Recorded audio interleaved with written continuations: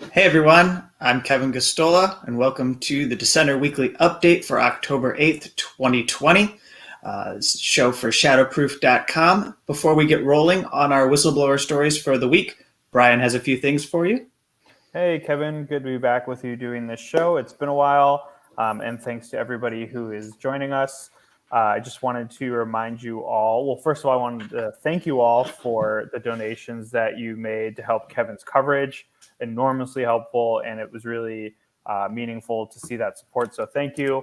So on that note, I just wanted to remind you that if you want to continue to support Kevin's work, if you want to support Shadowproof and make sure that we have this platform to do this journalism, please head over to shadowproof.com/donate and help us out. And then just make sure that you're following us wherever you're watching on Twitter, Facebook, YouTube, so that you get alerts and can stay up with the work that we're doing. With that, I wanted to jump right in here, Kevin. We've got some good stories this week. The first one we have here is proposed U.S. Espionage Act reform would create public interest defense. What is going on with this story? Yeah, so we've got the second effort or the second proposal for reforming the Espionage Act now. Of course, crucial. I just spent a whole month reporting on a unprecedented application of this law to go after and prosecute and criminalize a journalist. Now, this legislation is more geared towards protecting what have been the standard targets for the Espionage Act. And I say standard, even though I recognize that in the last decade, even this creep has occurred where you see people who are being targeted who are former government employees or current government employees or contractors who are being targeted because they exposed government wrongdoing or challenged officials, and they went to the press and made disclosures. And that's a fairly new use of this law, and it's been regularly applied. And so this proposal that was introduced is the second one this year. We've had one that we talked about earlier in the year. This was a long time ago. A lot has happened, including a global pandemic and other terrible things. But we've had now this proposal come forward from Tulsi Gabbard with the support of Pentagon Papers whistleblower Daniel Ellsberg. It's called the Protect Brave Whistleblowers Act. I covered this in detail in the exclusive newsletter that went out to paid subscribers of the Dissenter. I'll just briefly cover some of the details. The most important thing about this is that it would create a public interest defense. That's something you may have heard me talk about a lot during my coverage of the Julian Assange case, as well as other whistleblower cases, as well as any coverage I've done of Edward Snowden's case, because the reason he has not returned to face a trial is because he could not be he would not be able to stand up in the courtroom before a jury and explain to them why he released the documents to the public that were published by Glenn Greenwald and Laura Poitras and Ewan McCaskill. So this would make it possible for people like Reality Winner, who we've covered, Terry Albury of FBI whistleblower, and Daniel Hale, an alleged drone whistleblower who still faces a potential trial. It would make it possible for them to say why they disclosed the information without authorization to the press, and that could potentially factor into whether or not they were found guilty under the Espionage Act of committing a crime. It specifically says that it could be a justification for the prohibited conduct. In addition, we see that this legislation also would expand the universe of people that could be provided information about sensitive communications intelligence, any intercepted data, any information that's swept up in surveillance could be passed along to a range of agencies rather than just Senate and any committee in Congress that handles these materials, which would make it possible for them to participate in oversight and to challenge activities without threat of prosecution. So this is significant development. It has the support of Defending Rights and Dissent, a group that defends freedom of political expression. group, by the way, just hosted me doing a conversation about the Assange extradition trial, but they were consulted for the proposal, and I think it's a step in the right direction. It does some things that the legislation introduced by Ron Wyden and then Ro Khanna introduced the bill in the House. So there's a Senate and there's a House version. I'm not aware if there's a Senate version of Tulsi Gabbard's bill, but previously we did not have legislation that was before Congress that involved carving out or creating a public interest defense, which would be crucial if we're going to still have this on the books. Thank you, Kevin. That's a great summary. Definitely something that you've raised a lot in your reporting, so glad to see some movement on that here. I wanted to move to our next story here. We have Bechtel is going to pay $58 million to settle a whistleblower claims, plural, over Hanford nuclear waste plant. What is this story? So it's Bechtel, and then there's a second contractor who I didn't name in the headline because they're less known, but they're called Aecom, and they're settling these claims. These come from whistleblowers within the nuclear waste treatment plant who have called attention to billing practices that were defrauding the Energy Department and U.S. taxpayers more generally. This is according to Northwest Public Broadcasting Organization. In 2016, both of these contractors settled a case with the Justice Department for $125 million over claims that they used, quote, substandard building materials and poor quality in construction, end quote, of the plant. This plant has been under construction since 2002. It's been the subject of several harrowing complaints from whistleblowers who have warned about the potential for catastrophe as the contractors cut corners to spend less money on the plant. We had an Inspector General report in 2019 that found that vulnerable Hanford contractors do not have the same access to whistleblower protections as Energy Department employees.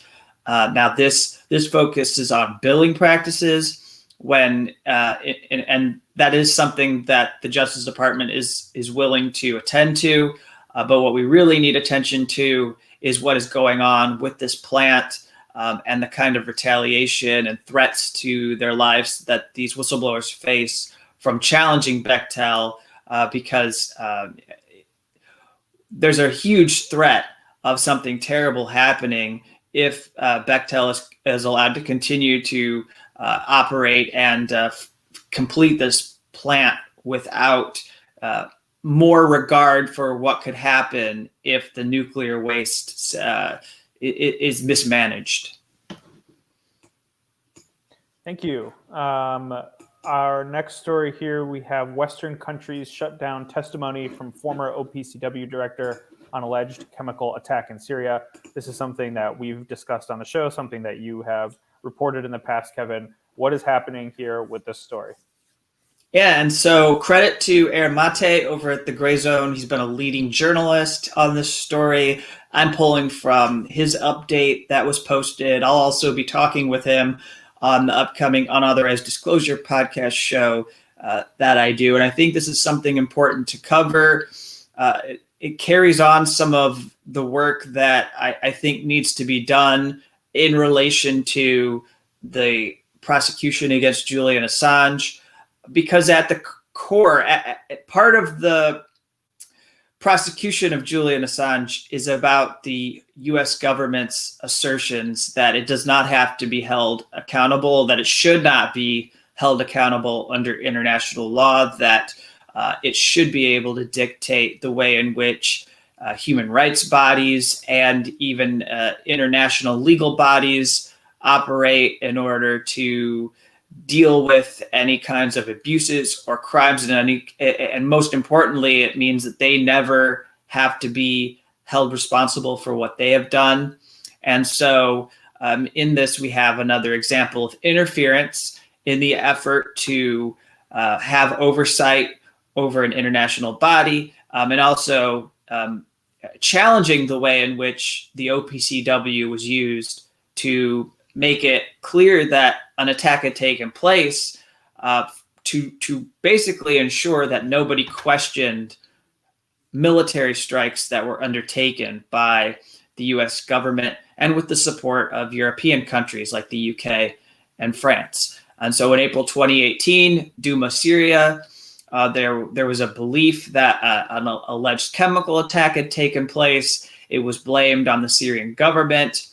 And then we've seen the report. We've had inspectors who have challenged it and pointed to improprieties and a cover-up. We had documents that were published by WikiLeaks back in 2019 that helped bring further attention to what these people were trying to expose. And then Jose Bustani, over the past week, a former chief of OPCW, was ready to give testimony, and France, the US, and the United Kingdom, all permanent members of the UN Security Council, blocked testimony about this that he was intending to bring forward. And Bustani, as Aaron Mate points out, is someone who's a notable individual because in 2002, he was threatened by John Bolton, and he was ousted as the OPCW chief after he facilitated inspections that stood in the way of the Bush administration's drive to invade Iraq. So you see, we continue to have a ripple effect of that, where people who were done wrong in their efforts to challenge the U.S. still find themselves being targeted as they try to call attention to improper conduct by the United States. So you had representatives of the UK and France and even Germany who have opposed bringing testimony forward about what really happened. Jonathan Allen of the UK opposed Mr. Bustani and his plan to testify. And so what happened is Bustani had to give this testimony outside of the official body. He recorded it in a video that is available for anybody to view. And essentially, he lauds the whistleblowers for daring to speak out. And he says, if the OPCW is confident in the robustness of its scientific work on Duma and in the integrity of the investigation, then it should have little to fear in hearing out its inspectors.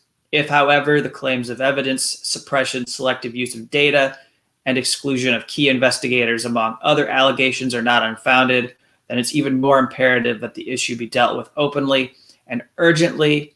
And so, he basically backed up the work that they're trying to do and said that these inspectors deserve more attention, even as US, UK, and French diplomats, as well as German diplomats, try and suppress the work that is being done to try and bring more scrutiny and to bring out the truth of what happened in this scandal. Thanks, Kevin. Our next story here, we have 6 officials for U.S. state media agency file a whistleblower complaint. What is this story?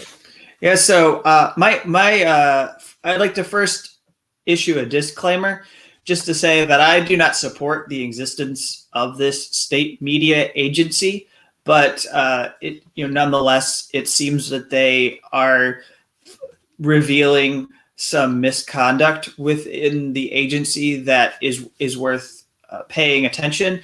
And the reason I am not very supportive of it is because essentially this agency, in my view, is mostly about promoting propaganda on the part of the U.S. government. So spreading State Department talking points, working to destabilize countries. In particular here, what we find is that this chief executive for the U.S. Agency of Global Media, which is involved in the operations of multiple broadcasters. So they oversee Voice of America, Radio Free Europe, Radio Liberty, the Office of Cuba Broadcasting, Radio Free Asia. There's Middle East broadcasting networks, and there's an open technology fund that I think funds quote unquote internet freedom tools, as they describe it.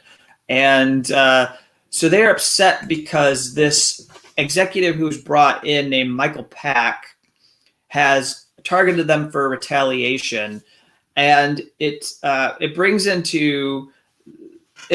the question of whether this is operating like a journalistic entity, or if it's working as a propaganda arm of the U.S. government. Now, typically, the people there have been allowed a certain level of editorial independence, but there are individuals who point to concerns they've raised, and then they were retaliated against, and they lost their security clearances, so they were no longer able to do their work. You've got one person named Sean Powers who complains that they lost support for the internet freedom tools that they were disseminating or distributing in Hong Kong. Again, I have a political issue with this because I think that is intended to frustrate and inflame tensions with China. And I'm not really supportive of that. But at the same time, if that's what was the job, I don't know that we should be allowing the retaliation. Marie Lennon is somebody who has accused PAC of improperly hiring individuals in order to politicize the US AGM, or this media group. And there's another person named Grant Turner who says that Mr. PAC crossed the firewall established to protect journalistic independence of the news networks under this body, which is intended to protect them from interference or influence by political officials. So, for example, there was a piece published about Vice President Joe Biden, who's a Democratic presidential nominee now, and apparently Michael PAC took issue with that story. So, I actually raised this not in a context of whistleblowing, but also point to it within the work that I do to say that, I have a colleague named Rania Khalek, whose outlet has been labeled Russia State Affiliated Media. And I'm going to be talking with her more about this on Unauthorized Disclosure this week. But I feel like that's unfair that these outlets are not labeled U.S. state affiliated media, when it is quite clear that they are just as vulnerable to political influence as anybody in any other country. The fact is, state-funded media can operate in ways that suppress the truth, and yet we're not getting warnings about content from U.S. state media. And in fact, they claim that they can't be possibly propaganda, even as you hear from these whistleblowers that there seems to be a total breakdown within this media agency as they carry out work that, in my view, is already news with an agenda much more than just reporting, that it is intended to make some kind of political impact in Cuba or against China and in other respects. Thanks, Kevin. I look forward to that conversation with you and Rania. The last story that we have here before some of the updates that I know you want to give on the Assange case and where things are at and headed with that, is that a court has ordered Snowden to pay $5 million to the United States government for his book and speeches. What is this story? Yeah, so Edward Snowden he published the book Permanent Record, and that came out in 2019, and it did very well. It led to interviews. He's done hours of interviews for the Joe Rogan podcast. He's done Brian Williams' show a couple times. It's taken him beyond just the small universe of people who follow Glenn Greenwald and read The Intercept. I think it helped make him a household name and somebody who could campaign in a better position for a pardon from the U.S. government if he would choose. Although he's more focused on getting an opportunity to come back to the United States and be given a chance to argue before a jury why he did what he did. He said that this is his position, that more than anything, he would accept the prosecution if he could go before a judge or a jury and state why he made the choice to disclose these documents exposing mass surveillance.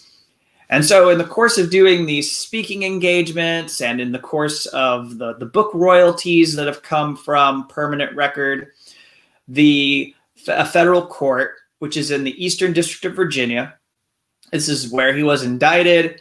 It's the same jurisdiction that's prosecuting Julian Assange. This is where they aggressively go after people who are national security whistleblowers. And you have a court that has now decided that he violated his non-disclosure agreements. He did not go through pre-publication review, which is a kind of means of censorship that the government has available to it in an official manner. They can determine what former government employees publish for all of us to read. And this court determined that Edward Snowden violated his legal obligation when he signed the non-disclosure agreement. And so everything that he has earned from this book should go back to the US government, which is prosecuting him. So the very government that faces scrutiny because of the corruption that Edward Snowden exposed, the privacy violations, the systematic privacy violations of people around the world, the government is basically seeking to not only continue the punishment of this individual, of this whistleblower, but also to take in the profits from it. I mean, it feasibly could, if it possible, it would bring in $5 million and it would become $5 million richer off the fact that a person had the courage to expose mass surveillance that was violating people's civil liberties. So this is a significant thing to pay attention. This is something that is often referred to as court-sanctioned censorship, the pre-publication review. There's some good work that's been done on this by Defending Rights and Dissent, the same people who have been working to reform the Espionage Act. This works in tandem because the ability to bring a prosecution under the Espionage Act, they also have the ability to enforce censorship against anyone who wants to tell the public more about the way the government is operating. And unfortunately, Snowden, this is added insult to the injury that he's already experiencing from having to live in forced exile. Thanks, Kevin. We wanted to wrap here. Obviously you've spent the last several weeks waking up at the crack of dawn to cover a very important case involving Julian Assange. I know that you wanted to wrap the show today by giving some updates on where we are with that and where we're headed. So what would you like to tell us about that? Yeah, so first, I owe everyone a great debt of gratitude. And so thank you for following the reporting. I think because people like you tuned in to the daily video reports and also shared the coverage, we did a pretty good job of combating the corporate or establishment media blackout that has received a lot of attention. And in some ways, I think people know more about the lack of media coverage than they do what happened during the extradition trial. But I leave that discussion for another day when perhaps I might log on and just drink coffee or sip a beer and talk with you about what's going on more generally. As far as updates on Julian Assange goes, we know that right now his defense is preparing the closing argument submissions, and that in the next 3 weeks, they have this time to put that together. Then the judge will receive their closing submission. The prosecution will respond to it, and they'll have 2 weeks to put that together. And then there will be 72 hours for the defense to respond to the prosecution. And then the judge will take all of this material into her chambers, and she'll have everything she is going to receive to make her ruling, and we are going to have that ruling on January 4th, 2021. And so, in the meantime, what we have in the last week isn't specifically related to Assange's condition, and it's not necessarily a central part of Julian Assange's extradition case. But we have this development here in the United Kingdom over Freedom of Information Act requests that have been filed, one of them by Stefania Maurizi, a journalist who has worked with WikiLeaks, who has met with Julian Assange, who submitted testimony to the extradition trial, who has tried to obtain documents from the UK government about the cooperation or the way in which it handled or oversaw the requests from Sweden for Julian Assange's extradition when there were allegations against him. The sexual allegations in that highly dubious case that was opened and reopened and opened and reopened and opened and reopened until finally it is no longer a thing that is being pushed for because the United States has this much more serious case that they've allowed to take precedent. So they're done playing games with their prosecution authority. And she has tried to obtain documents that could reveal some details about how this was being handled.